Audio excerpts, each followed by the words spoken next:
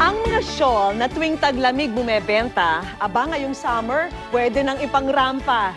Alamin kung paano ito gagamitin para ma-update ang summer wardrobe natin. Isa ito sa pinaka-timeless at pinaka-versatile fashion accessory ng mga mommy. Marami kasi itong pakinabang, bukod sa pagpapaganda ng ating kasuotan. Ano ito mga kapuso? Walang iba kung hindi ang scarf na super panalo. Ayon sa kasaysayan, nagsimula ang pagsusuot ng scarf sa ancient Rome kung saan ginagamit nila ito bilang pamunas ng pawis. Nang mamuno si Emperor Cheng sa China, ang pagsusuot ng scarf ay naging status symbol ng mga kababaihan at high-ranking officers. Noong 12th century, sinimulan na ni Queen Eleanor ng England ang pagsusuot ng scarf bilang fashion accessory. Pero kung akala niyong tuwing winter lang bumibida ang scarf, aba, ngayon ang scarf hindi lang basta pang-patong ang silbi. Ngayong summer, bumibida ang iba't ibang paraan ng pagsusuot nito. Ang mga yan ang ituturo sa atin ng fashion stylist na si Paul Borja. So since napakainit ngayon, so kailangan natin protektahan ang buhok ng isang babae in a very stylish and quirky way. Para sa scarf head wrap, una, gawing triangle ang shape ng scarf sa pamamagitan ng pagtupi nito sa gitna. Tupin unti-unti ang dulong gitna hanggang sa maging pahaba ang scarf. Paikot na ibalot ito sa ulo at tapusin sa may bandang noo sa pagtali ng cute na ribbon. Kahit sino mapapalingon sa very colorful and feminine look ng scarf head wrap.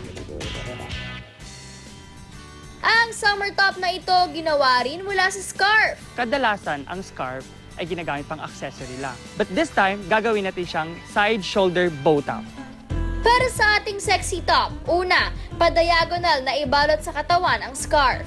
Hayaang nakalabas ang isang shoulder. Itali ang scarf sa kabilang shoulder na matatakpan. Tsaka ibuhol ang dulo ng scarf para maisara ang butas kung saan lulusot ang isang braso. Itodo na natin ang pagiging daring. Ipaloob ang mga sobrang tela para mahigpitan ito sa may bandang waist. In this look, you can pair with tatay jeans or long skirt or even short skirt. Ang one-sided bow top na ito, very fashionable and very affordable. Hindi pa tayo tapos sa paggawa ng scarf tops.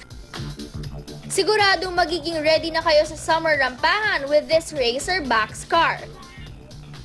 Sleeveless ang in ngayong tag-init. So gagawa tayo ng racerback out of scarf. Madali lang ito gawin, hanapin lang ang gitnang bahagi ng scarf. Itali sa gitna ang magkabilang dulo ng scarf para makabuo ng dalawang butas na magiging lusutan ng mga braso. At eto na!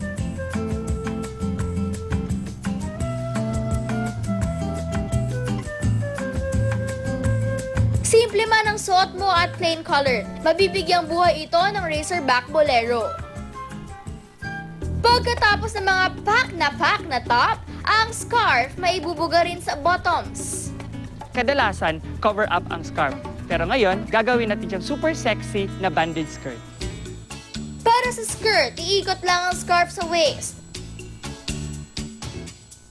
Magandang gamitin ng mga stretchable or mga spandex na tela para maging body hugging ito. I-twist sa harap, ito ang magsisilbing design, tsaka itali ito sa likod. In this bandage skirt, since sexy, so ang pwede nating suotin dito is tank top na komportable. Either printed or plain. Chill na chill ang vibe pag suot ang skirt na ito na perfect as casual wear. Patutunayan naman ng huli nating project ang pagka-all-around ng scarf. Last but not the least is yung lalagyan ng mga summer essentials natin. So syempre, hindi mawawala yung tote bag. Dalawang buhol lang ang gagawin para makagawa ng stylish and very useful na tote bag na ito. Gamit ang isang square-shaped scarf, gumawa ng maluwag na buhol at hatakin ito patungo sa magkabilang direksyon. Gawin na magiging handle sa pamamagitan ng pagbuhol sa parehas na dulo. Ayan! May lightweight hand carry bag ka nang pwedeng lagyan ng mga summer abubot.